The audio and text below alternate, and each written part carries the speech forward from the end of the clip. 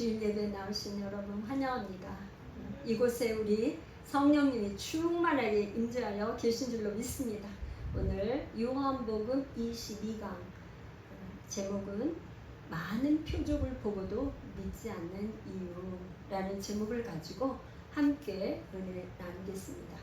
요한복음 12장 37절에서 50절까지입니다. 기도하겠습니다. 고마우신 하나님, 오늘도 종을 이 강단에 세워주셔서 감사합니다. 말씀 맡은 자로 말씀을 전하게 하시오니 감사합니다. 하나님, 이제 전하는 자와 듣는 자가 함께 한 성령으로 은혜받게 하여 주시고, 하나님 우리의 영안을 열어주시고, 귀에 아버지 귀를 열어주시고, 마음의 할례를 베풀어 주셔서 보고 듣고 깨달아 알게 하여 주시옵소서. 하나님, 이곳에 악한 원수마귀 잠시도 틈타지 못하게 하시고 하나님의 성령님 능력으로 입혀 주옵소서. 영생의 말씀, 생명의 말씀이 이 강단에서 선포되게 하여 주시옵소서. 예수님의 이름으로 기도합나이다. 아멘. 할렐루야. 이제 오늘은 이제 지난주에 병의 구조를 나누면서 A, B, C는 했어요. 그래서 B-A-를 이제 할 건데 37절에서 43절까지가 예수님이 많은 표적을 행했지만 유대인들이 믿지 않고 거절하는 거예요. A-44절에서 50절까지는 세상을 구하기 위하여 아버지로부터 보내신 예수님은 누군가? 하나님의 특사다. 예수님은 누군가? 하나님 아버지께서 보내신 자다. 요한복음은 항상 아버지께서 나를 보내셨다. 아버지와 나는 하나다. 나는 아버지로부터 와서 아버지께로 돌아간다. 그게 요한복음에 계속 반복돼서 나오는 구절입니다. 자, 오늘은 이제 37절에서 12장 50절까지인데요. 제가 한 절 한 절 읽으면서 말씀 나누겠습니다. 37절, 요한복음 12장 37절입니다. 이렇게 많은 표적을 그들 앞에서 행하셨으나 그를 믿지 아니하니 이는 선지자 이사야의 말씀을 이루려 하십니다. 이르되 주여 우리에게 들은 바를 누가 믿었으며 주의 팔이 누구에게 나타났나이까 하였더라. 오늘 말씀은요, 우리가 이제 특별히 이제 전도하는 데에 전도를 하다 보면 그렇게 사랑을 가지고 전도를 하고 그래도 마음을 안 열고 그냥 요지부동이고 그럴 경우에 전하는 사람이 굉장히 상처가 돼요. 또 더더군다나 제일 어려운 게 가족 전도예요. 가족, 형제, 친지, 차라는 사이인데 전도가 안 되는 거예요. 그럴 때 왜 이렇게 안 되나? 왜 그렇게 강팍하고 믿질 않을까? 그런데 오늘 요한복음에 나온 이 말씀을 통해서 큰 은혜가 있고 힘이 되고 문제가 해결되기를 간절히 소원합니다. 우리 예수님이 하나님이신 분, 하나님의 아들이신 그분이 직접 오셔서 말씀을 전하신 거예요. 그러니 얼마나 능력이 있어요. 그러니까 그 중에서 여기 지금 요한복음에는 그렇게 안 했지만 예수님이 말씀을 막 전하니까 서기관이나 대제사장들이 전하는 거하고 다르다. 예수님이 전하는 거는 막 권세가 있다. 막 이렇게 그렇게 반응을 하는 사람들이 있었어요. 그런데 오늘 지금 요한복음에서 이 요한복음은 AD 85년에서 90년 이때 어간에 쓰인 책으로 보는데 이때 배경에서 회당에 유대인들이 회당에서 이제 예수님도 회당에 가서 이렇게 구약 성경을 읽고 이렇게 말씀을 전하면 믿지 않는 거예요. 왜 그럴까? 그거는 오늘 그 답을 여기서 얘기하고 있어요. 38절 선지자 이사야의 말씀에 이미 말씀을 하셨다는 거예요. 그 말씀을 이루기 위해서 그렇다는 거예요. 뭐라고 그랬냐? 이거는 지금 이제 이사야 52장 13절부터 53절 12절까지 고난받는 종에 대해서 이사야 선지자가 미리 예언을 한 거예요. 예언한 거예요. 그런데 뭐라 그랬냐? 주여 우리에게 들은 바를 누가 믿었으며 주의 팔이 누구에게 나타났나이까? 이게 지금 이사야 53장 1절이 그렇게 이사야 선지자가 했는데 주의 팔, 하나님의 그 능력이 누구에게 나타났습니까? 유태인들에게 얼마나 많이 나타났어요. 이스라엘 백성들에게 하나님의 능력이 막 그렇게 나타났지만 누가 믿었습니까? 그러면서 이사야 선지자가 그렇게 얘기를 하는 거죠. 그랬는데 39절에 또 얘기하는 거예요. 그들이 능히 믿지 못한 것은 이 때문이니. 이유가 있다는 거예요. 왜 그래? 곧 이사야가 다시 읽었을 때 40절 그들의 눈을 멀게 하시고 그들의 마음을 완악하게 하셨으니 이는 그들로 하여금 눈으로 보고 마음으로 깨닫고 돌이켜 내게 고침을 받지 못하게 하려 함이라 하였습니다. 제가 성경을 읽으면서 이제 뭐 평신도 시절 뭐 집사 권사 장로 이렇게 해서 목회자가 될 때까지 이 성경이 이해가 안 되는 부분이 여러 군데가 있어요. 여러 군데가 있어. 목사라고 다 아는 게 아니라 모르는 게 너무 많아. 그런데 그 중에 이 구절 이사야 선지자 이게 지금 이사야 선지자가 한 6장이에요.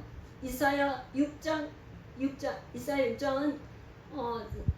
이사야 선지자가 하나님 보좌를 본 거잖아요. 그래서 보좌를 보고 나서 지금 9절, 10절, 11절, 12절까지의 내용인데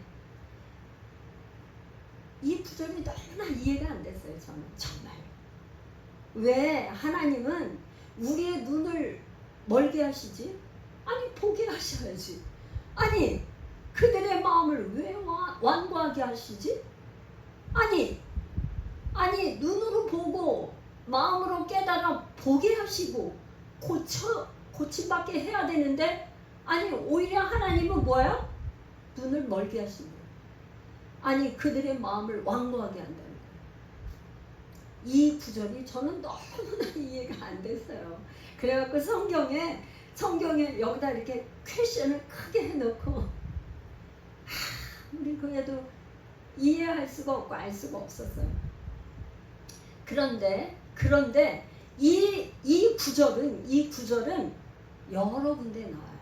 그러면서 마태복음 13장 14절 15절에도 이 구절이 나와요. 그래서 한번 제가 읽어보겠어요. 마태복음 13장 이게 이제 씨 뿌리는 비유예요. 그런데 씨를 뿌리는 비유에 대해서 뭐 지금 길가밭, 돌짝밭 뭐 여러 가지 뿌리는 그 씨 뿌리는 비유를 설명을 하고 나서 예수님이 말씀하시기를 이사야 예언에 그들에게 이루어졌으니 일러스되 이게 마태복음 13장 14절 15절이에요.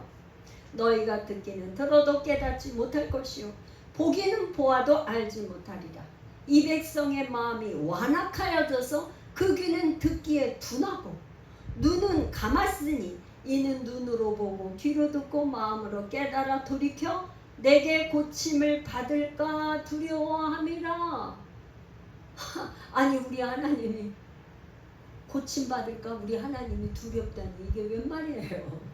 그런데 이게 또 똑같이 마태복음에도 이렇게 기록되지만 요한복음 됐는데 특별히 이제 사도행전에 7장에 보면 사도행전 7장은 특별히 스데반 집사의 설교문이에요. 설교문.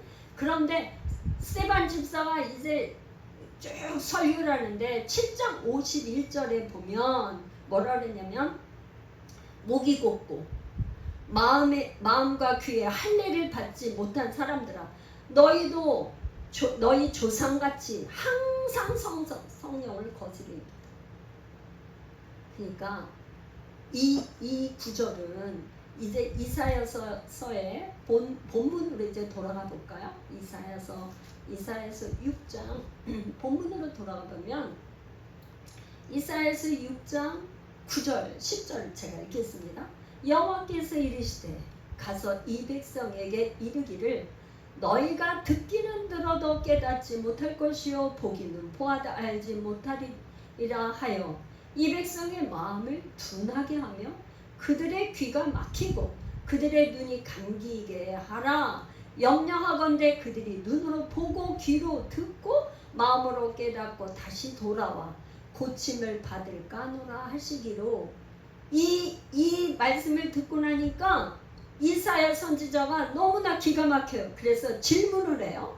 내가 이르되 주여 어느 때까지니까 하였더니 주께서 대답하시되 성읍들은 황폐하여 주민이 없으며 가옥들에는 사람이 없고 이 토지는 황폐하게 되며 여호와께서 사람들을 멀리 옮기셔서 이 땅 가운데 황폐한 곳이 많을 때까지입니다. 이스라엘 백성들이 어떻게 됐어요?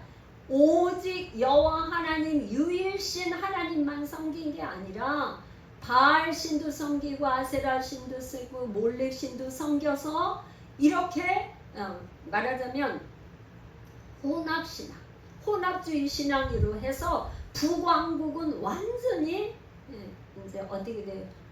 진짜 그야말로 아수르에 멸망되고 남유다 백성은 어떻게 됐어요? 바벨론의 포로가 돼서 70년 동안 이방 나라에서 종살이를 하는 노예로 사는 그런 저기가 됐잖아요. 그렇게 이 땅 가운데 황폐한 곳이 많을 때까지 그렇다는 거예요. 우리 인생에 보면 잘 나가는 사람한테 예수 믿으라고 그래가지고 절대 안 믿어요. 크게 암병이 걸려서 이제 시한부로 병원에서 한 달, 두 달, 6개월, 당신 인생이 아마 6개월 생명이 남았습니다. 선거를 한다든지 사업이 잘 되던 사업이 그냥 하루아침에 망해서 부도가 나든지 그렇게 하면 마음이 좀 낮춰져요. 그때는 천부의 의지 없어서 하고 손 들고 옵니다 하고 마음이 낮춰져서 전할 수 있어요. 그런데 이 완악하다는 표현을 제가 구약 성경에서 찾아보니까 바로왕, 출애굽기의 바로왕이 뭐라는 출애굽기 7장에서 9장까지 이렇게 보면 이스라엘 백성들에게 10가지 재앙을 내려요. 10가지 재앙을 내리면서 뭐라느냐? 내 백성을 보내라. 그런데 바로왕이 그때 당시 이스라엘 백성들은 전부 다 뭐예요? 노예로 삼아서 한다는 건 뭐예요? 노동력이잖아요. 노동력. 뭐 성도 짓고 뭐도 하고 농사 뭐 다 하는 거에 노동력인데 그 많은 노동력을 갖다가 내보내면 어떻게 됐어요? 그러니까 안 돼. 그러니까 뭐냐? 바로의 마음이 완악하여 이 말이 계속 7장에서 8장 9장까지 반복돼요. 10번의 재앙을 일으킬 때 제가 이렇게 찾아보니까 첫 번째, 두 번째, 세 번째, 넷, 다섯, 여섯, 7번째 재앙이 올 때까지는 성경에 뭐라 그랬냐면은 뭐라 하냐면 바로의 마음이 완악하여. 바로의 마음이 완악하여. 바로의 마음이 완악하여. 그런데 이게 지금 8번째 재앙에 가서 보니까 8번째 저기는 메뚜기 재앙이에요.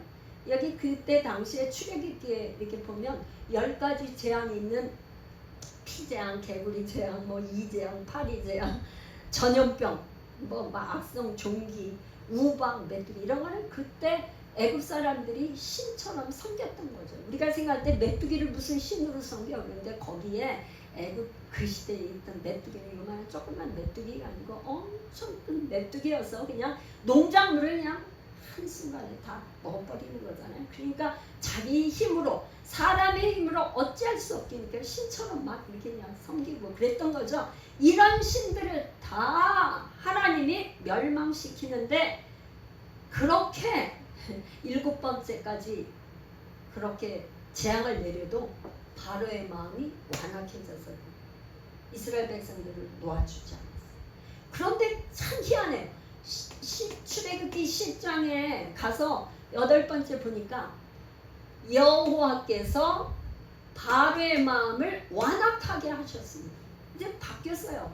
여기서는 뭐란 바로의 마음이 완악하다고 그랬는데 이게 지금 10장에 가서는 뭐라니? 여호와께서 바로의 마음을 완악하게 했다. 이렇게. 그러면 아니 이렇게 생각할 수 있어요. 아니 우리 하나님 어떻게 그럴 수가 있지? 그래도 하나님의 능력이 없나? 능력이 없어서 바로의 마음을 갖다가 좀 이렇게 그거 하지 못하고 10번 갈 때까지 그렇게 해야 돼? 우리 하나님이 능력이 없는 하나님인가? 오해가 생길 수가 있어요. 근데 이거는 제가 이게 너무 궁금했어요. 근데 이게 바로의 마음이 완악하다는 이 뜻이 뭐냐면 완악이 포로예요. 굳다 이 말이에요. 마음이 아주 굳어 있어. 딱딱한 거예요. 옛날에 우리 부흥회하면은 막 3박 4일 정도가 아니고 일주일씩 부흥회하면은 막 부흥사들이 그냥 이 막 강팍한 마음 막 회개를 외쳤잖아요. 그런 막 울면서 회개하면서 이 완악한 마음이 좀 누그러져 가지고 이렇게 보들보들해지고 이렇게 하는데 요즘에는 부흥회 이런 게 없고 바쁘게 그냥 뭐 일터에서 그거 하느냐 그런 게 없어졌어요. 이 지금 바로의 마음이 뭐냐? 굳어있는 마음을 계속 있으니까 하나님께서 여호와 하나님께서 그 굳은 마음을 내버려 뒀다 이 말이에요. 더 이상 뭐야? 이 하나님께서 마음을 열어서 부드러운 마음, 성령님이 부드러운 마음을 주셔야지만 되는데 그 마음을 완악한 마음을 가지고 있으니까 더 이상 하나님께서 부드럽게 하거나 어떻게 하지 않고 그냥 놔뒀다. 여호와 하나님께서 바로가 그 마음을 가지고 있는 거를 그냥 내버려 뒀다. 그러니까 뭐냐? 이스라엘 백성들이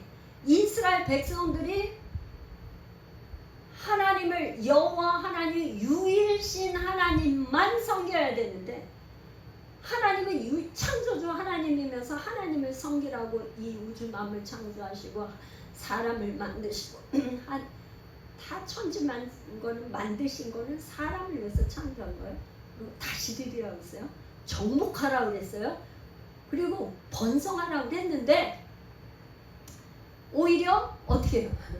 짐승, 뭐 이런 벌레, 이런 한 공중에 있는 거, 땅에 있는 거, 물속에 있는 거를 다스리라고 그랬는데 다스린 게 아니고 섬기는 거예요. 그러니까 이거를 유일신 하나님만을 섬기지 않고 다른 거를 신으로 섬기는 거는 하나님의 이름을 모독하는, 하나님의 이름을 모독하고 그런 거 아니에요?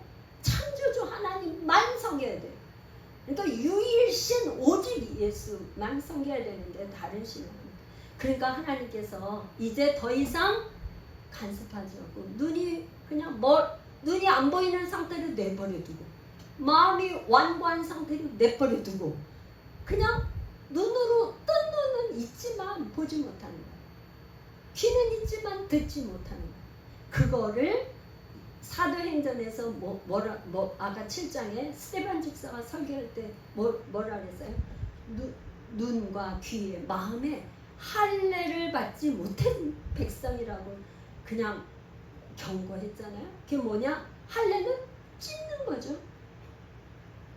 그러니까 너는 옷을 찢지 말고 마음을 찢으라고 그랬으니까 이 마음을 좀 완악한 마음을 찢어서 성령님이 오시도록 그분의 말씀이 오시도록 말씀이 능력이 되도록 마음을 찢으라 이렇게 하는 거죠. 그래서 41절 이사야가 이렇게 말한 것은 주의 영광을 보고 주를 가리켜 말한 것이라. 주의 영광, 이사야 선지자는 어떻게 했어요? 6장에 보면 하나님 보좌를 봤어요. 하나님 보좌를 보니까 내가 죄인입니다. 나는 입술에 그러니까 말로 아마 이사야 선지자는 말로 많이 죄를 졌는가 보죠. 그러니까 제단에 숯불로 지져서 그런 영광을 보니까 본 사람이 이사야 선지자잖아요. 그러니까 요한복음 5장 39절에는 이 여기에 기록된 모든 성경은 나에 대해서 기록한 것이다. 그러니까 성경은 뭐냐? 다 예수님의 이야기, 예수님의 다른 요셉이 나오거나 야곱이 나오거나 아브라함 나오거나 다 모든 스토리는 누구에 대한 거?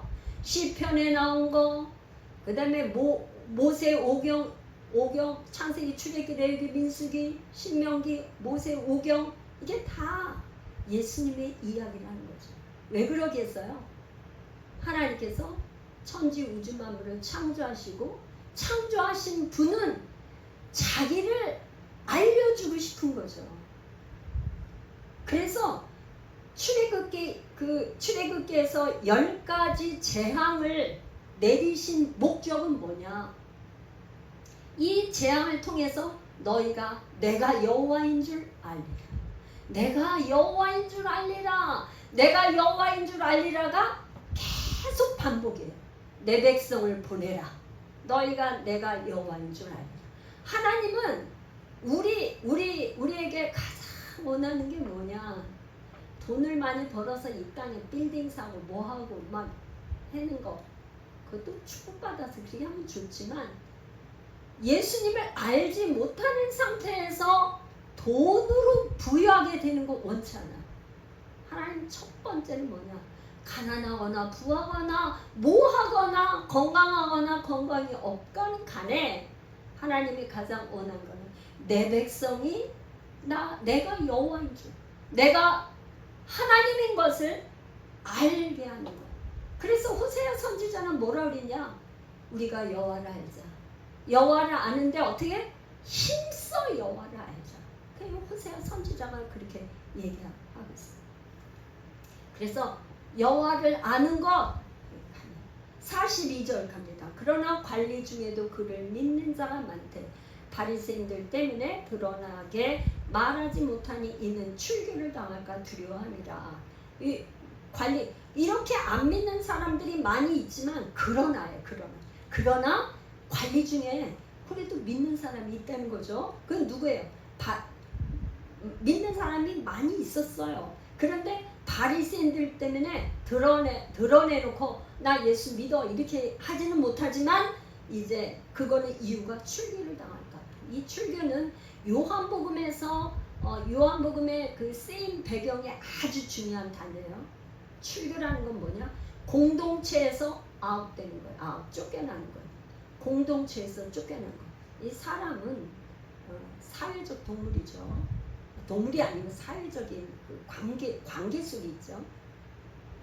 그래서 소속감이 굉장히 중요해요. 교회도 내가 어디 교회에 소속돼 있어. 내가 어떤 목사님으로부터 교회에 어떤 목사님, 우리 담임 목사님 누구에서 지도받고 나는 우리 아버지 가정이 있잖아. 아버지 엄마 누구고 나는 어디 무슨 이시면 어디 이시에 어디 조상 이 소속이네 소속. 그런데 그 유대인의 공동체 회당에서 같이 제사 드리지 못하고 예배하지 못하는 이런 공동체에서 쫓겨나는 거 이거는 굉장히 그 사람들한테 어려운 거죠. 그런데 그 중에 누가 있냐? 니고데모. 밤중에 찾아온 니고데모. 그 다음에 아리마대 요셉. 이 사람은 나중에 예수님이 장례 치를 때 왔었던 사람이에요. 이제 드러내놓고 이제 향유도 가져오고 예수님의 새 무덤을 해서 장례를 치러주잖아요. 그러니까 이런 사람, 관리 중에 이런 사람도 있었다. 그런데 43절이 참 마음에 와요. 그들은 사람의 영광을 하나님의 영광보다 더 사랑한다. 사람을 의식하는 거예요. 보이지 않는 하나님, 영으로 계신 그분보다 당장의 눈에 보이는 사람에게 보이는 것을 더 중요하게 여겼다는 거예요. 그거를 내 목숨이 왔다 갔다 하는 적이니까 그냥 숨겼다 이런 말이에요. 우리의 삶도 그런 것이 있지 않나 싶은 마음이 듭니다. 이제 A-44절에서 50절로 가면요.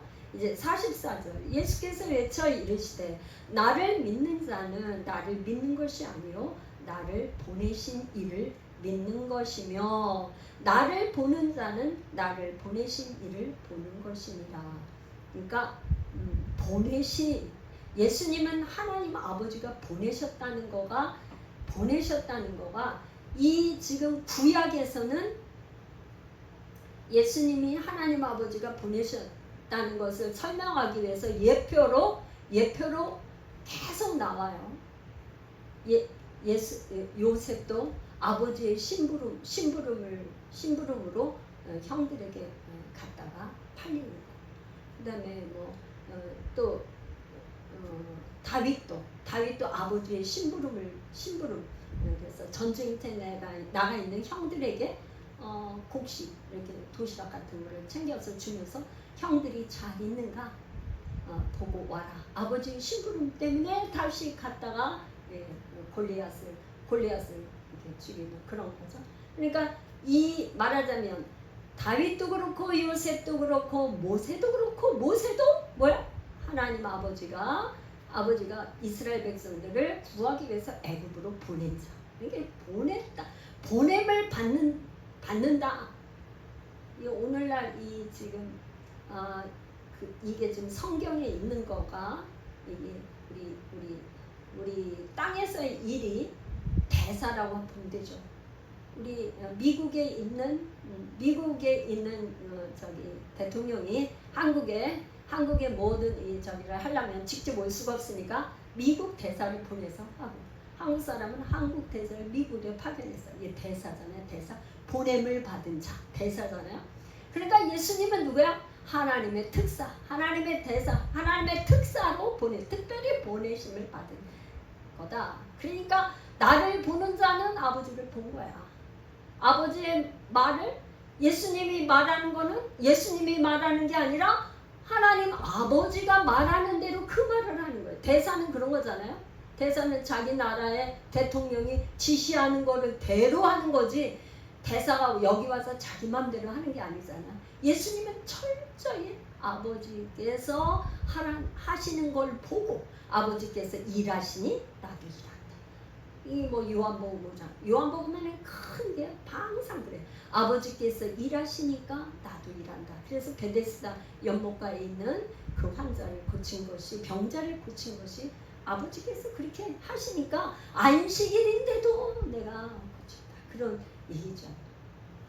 46절 나는 빛으로 세상에 왔나니 물은 나를 믿는 자로 어둠에 거하지 않게 하려 함이로다.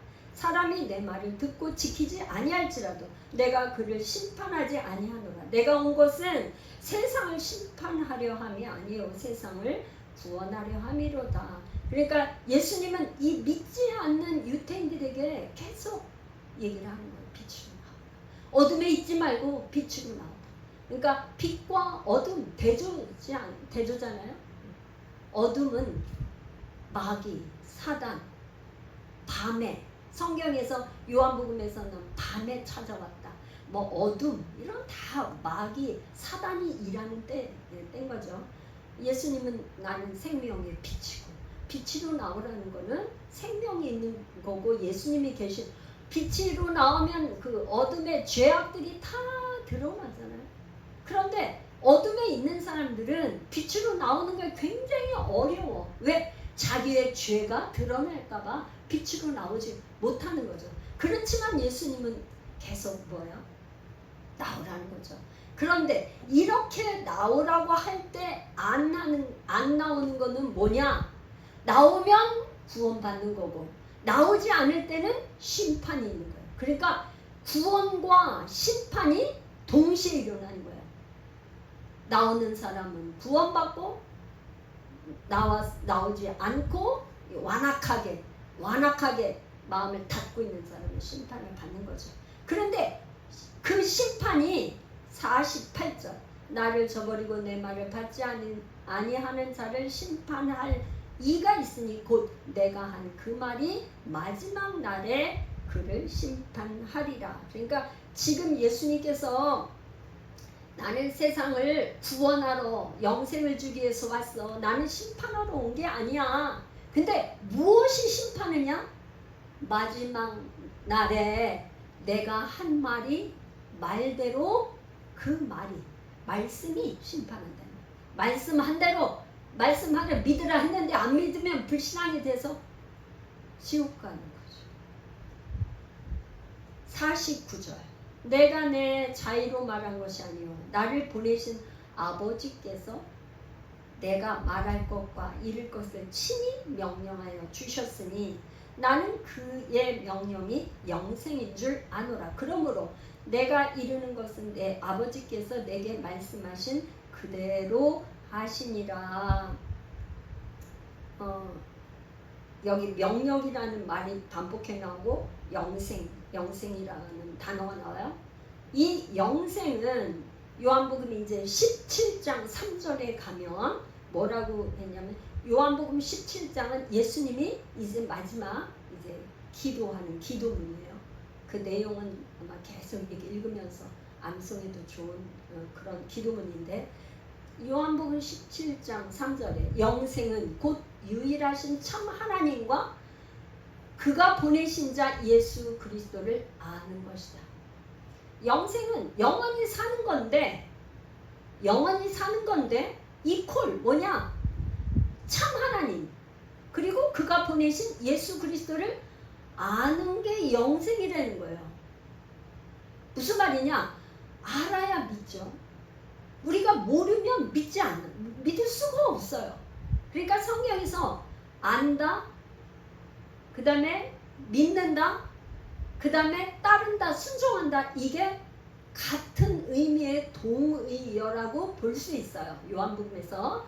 그래서 뭐냐? 요한일서 5장 20절에도 보면 사도 요한이 쓴 세 권의 책 요한복음, 요한 1, 2, 3서, 서신서, 요한계시록. 사도 요한은 정말 가장 늦게까지 오래 산 예수님의 제자로서 성경을 직접 기록하는 세 권의 성경을 기록했어요. 요한일서 5장 20절. 또 아는 것은 하나님의 아들이 이르러 우리에게 지각을 주사 우리로 참된 자를 알게 하신 것과 또한 우리가 참된 자 곧 그의 아들 예수 그리스도 안에 있는 것이니 믿는 사람은 뭐에 있다는 거예요? 그리스도 안에 있다는 거예요. 그러니까 요한복음은 그리스도 안에라는 말, 주 안에 있는 말, 예수 안에, 그리스도 안에, 주 안에 이게 계속 반복돼요. 주 예수 그리스도 안에 있는 것이니 그는 참 하나님이요 영생이시다. 그러니까 예수님은 누구냐? 참 하나님이고 예수님이 영생이다. 그래서 그를 믿으면 우리에게 영생이 있는 거예요. 그래서 하나님의 아들이 있으면 영생이 있고 아들이 없으면 영생이 없고 그러니까 다른 말로 그렇게 표현했어요. 그러니까 이 아는 것이 얼마나 중요한지 사도 바울은 빌립보 3장에 뭐라 그러냐? 내 주 그리스도 예수를 아는 지식이 가장 고상하기 때문에 자기가 이제까지 알았던 모든 지식을 다 배설물로 버렸대. 제가 이 구절에 쉬운 성경이 굉장히 마음에 와 닿아요. 그래서 제가 쉬운 성경을 한번 빌립보서 3장 5절에서 8절까지를 제가 한번 읽어드릴게요. 쉬운 성경을 읽겠어요. 사도 바울이 뭐라고 고백을 하느냐면 나는 태어난 지 8일 만에 할례를 받았습니다. 이스라엘 민족 중에서도 베냐민 지파의 자손입니다. 왜 베냐민 지파를 굳이 이렇게 얘기할까요? 왕손. 사울왕이 베냐민 지파였잖아요. 그냥 나는 왕손이야. 그런 말이에요. 히브리인 중에서도 히브리인입니다. 모세의 율법은 내 인생의 안내자 역할을 하여 나는 율법을 가장 엄격히 지키는 바리새인이 되었습니다. 그러니까 바리새인 중에서도 가말리엘 문화생이었기 때문에 가말리엘 학파가 아주 바리새인 중에 엄격하게 율법을 지키는 적이에요. 6절 율법을 지키는 것에 너무나 열심이었으므로 교회를 핍박하기까지 하였습니다. 내가 모세의 율법을 지키고 따르는 데 있어서는 그 어느 누구도 허점을 찾을 수 없을 정도였습니다. 그 정도로 율법을 철저히 지켰다는 거예요. 7절. 그때는 이 모든 것이 내게 너무나 소중하고 가치 있는 것들이었습니다. 그러니까 그렇게 율법을 철저히 지켰단 말이에요. 그러나 예수 그리스도를 만난 이후 그 모든 것이 아무 쓸모없는 것임을 알았습니다. 8절. 그것들뿐만 아니라 이 세상 그 어떤 것도 내 주 예수 그리스도를 아는 것과 비교되지 않습니다. 예수 그리스도를 위하여 나는 모든 것을 버렸습니다. 모든 것이 쓰레기처럼 아무런 가치가 없다는 것을 이제 압니다. 이로써 나는 그리스도를 알게 되었어요.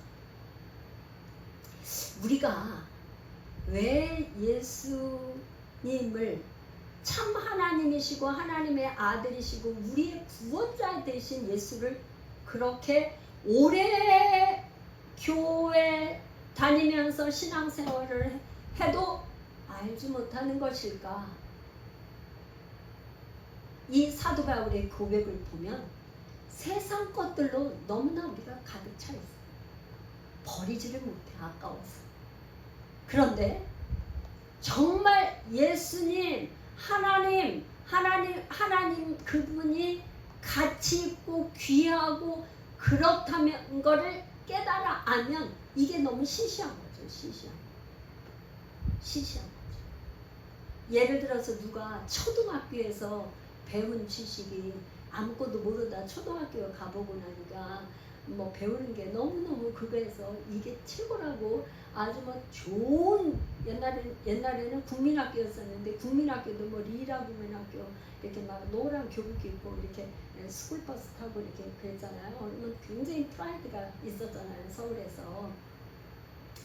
그랬는데 예를 들어서 초등학교에서 배운 지식이 예를 들어서 어느 날 대학생이 초등학생 그 배우는 걸 지식을 보면 얼마나 어려워요. 낮은 수준이 있잖아요. 그러니까 이 세상에 가장 가치 있고 고귀하고 영원히 변하지 않은 생명이신 그분 참 하나님을 아는 것은 정말 이 세상에 감히 무하고도 비교할 수가 없다 이런 거죠. 이런 거죠. 그래서 그런 사도 바울은 뭐라 그러냐? 내가 사람을 기쁘게 할까? 하나님을 기쁘시게 할까? 그러니까 사람 눈치 보고 안 한다는 거죠.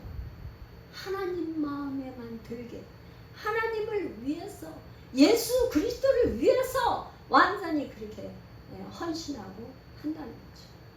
제가 말씀을 이제 오늘 본문 말씀을 쭉 설명해서 정리를 해봤어요. 이 사람들이 유태인들이 왜 그렇게 예수님을 믿지 못했을까?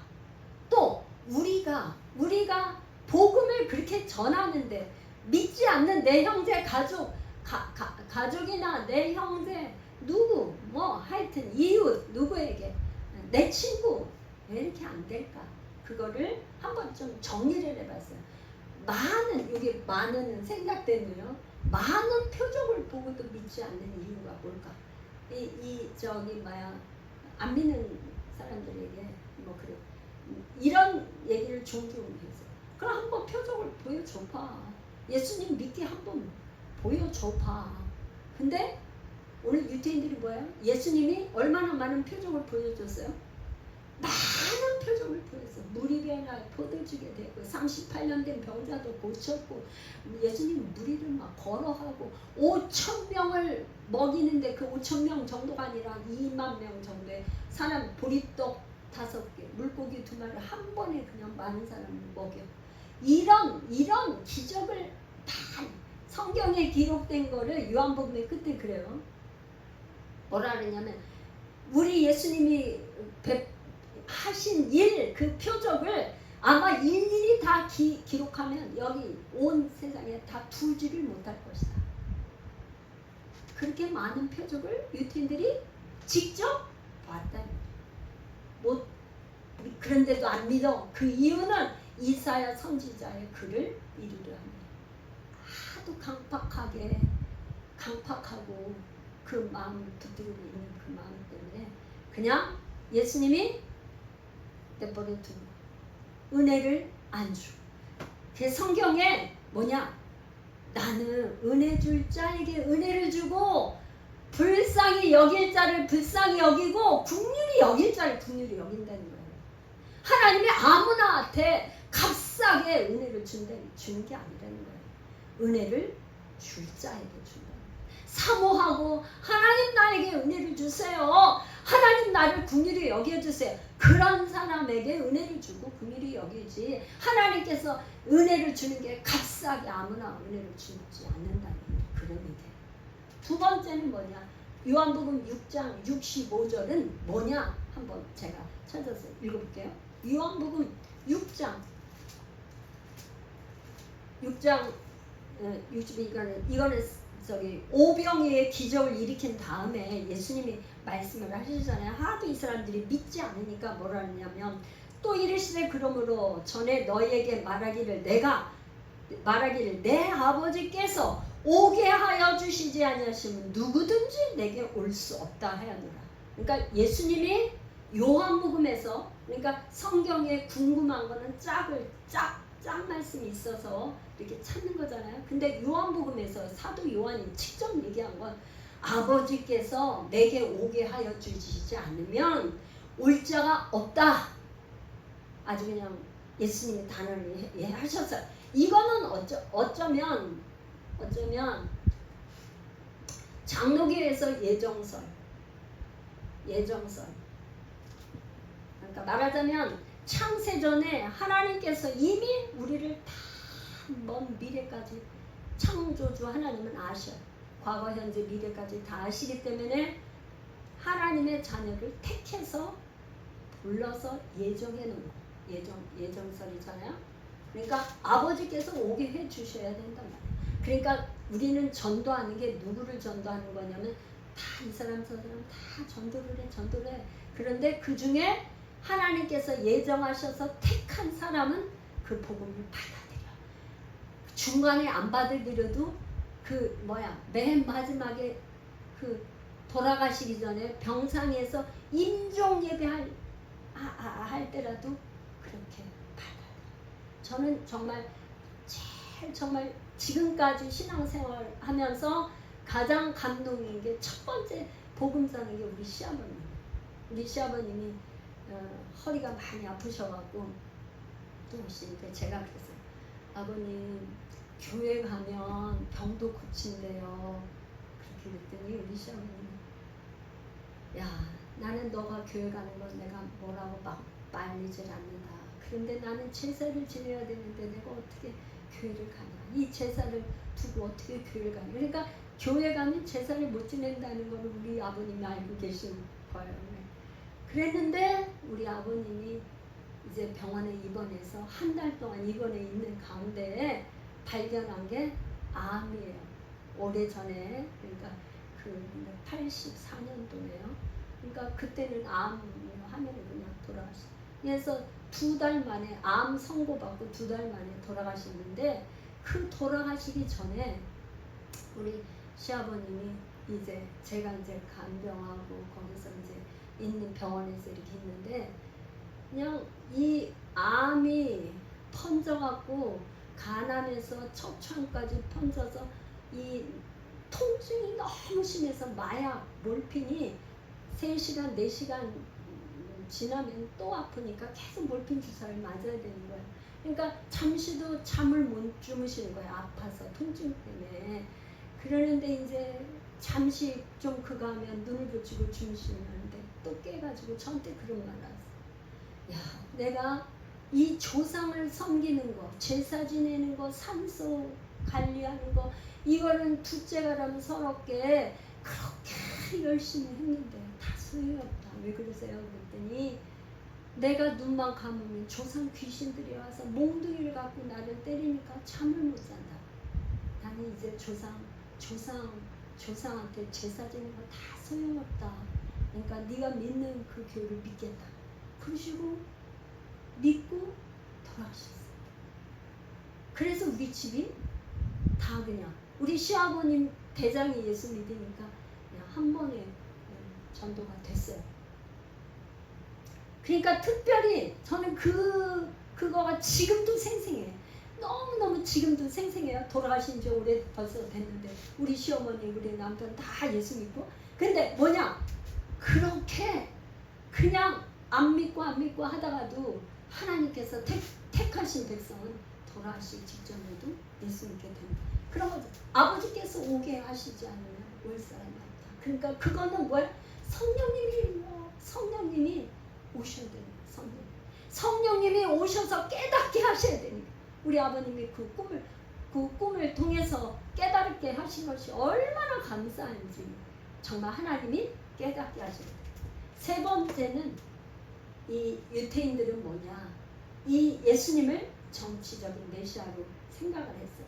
정치적인 메시아로 생각하고 로마에서 자기들을 구원해 줄 걸로 생각을 한 이 고정된 생각, 고정관념 때문에 받아들일 수가 없는 거죠. 그런데 예수님은 정치적 메시아로 온 분이 아니라 세상을 구원하시고 믿는 자들에게 뭘 주려고?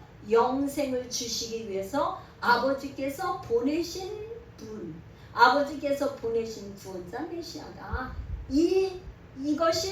이것이 유태인들하고는 상충되는 거예요. 상충. 그러니까 못 믿는 거예요. 네 번째는 왜 이렇게 안 믿나? 자기 백성 유태인들이 왜 안 믿나? 그걸 이제 사도 바울이 유태인 중에 유대인, 히브리인 중에 히브리인이고 바리새인이잖아. 그걸 로마서에서 이렇게 설명해 줬어요. 저희가 이 요한복음을 하기 전에 로마서를 먼저 했어요. 로마서의 11장 25절은 이방인의 충만한 수가 돌아오기까지. 유태인들이 그렇게 안 믿는 거나 이방인들이 먼저 이렇게 예수 믿어서 충만한 수가 들어오면 유대인들이 시기가 나가지고 유대인들이 이방인을 어떻게 생각해요? 짐승처럼 개처럼 생각하는 그 사람들이 예수를 믿고 막 구원받았다고 하는 걸 보니까 시기가 나서 유대인들이 믿게 될 것이다 하는, 이게 사도 바울의 이제 해석이죠. 하나님께서 지혜를 주셔갖고 해석하는. 그래서 제가 오늘 이렇게 말씀을 통해서 한번 정리를 이렇게 해봤어요. 결론이라고 하기는 뭐하고 정리를 해본 결과. 그래서 지금 우리의 삶에 그렇게 전도해도 믿지 않는 형제, 이웃이 있습니까? 하나님의 깊으신 섭리와 하나님의 그 뜻이 계시고 정말 우리는 뭐예요?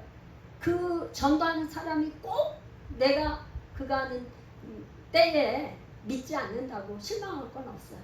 내가 열심히 전도를 한 거는 전도한 것에 대한 우리의 상급은 하나님께서 나중에 그 하실 일이고, 그분은 하나님께서 열매를 맺고 안 맺고 하는 건 하나님 소관 생각하면 좋겠습니다.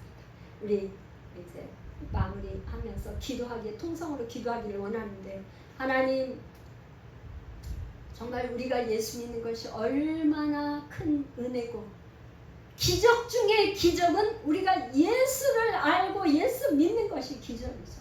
하나님 우리에게 주신 이 은혜, 우리에게 주신 이 믿음 저버리지 않고 끝까지 예수 잘 믿다가 주님 재림하시는 예수님 만나게 하여 주옵소서. 우리 주여 한번 부르고 기도하겠습니다.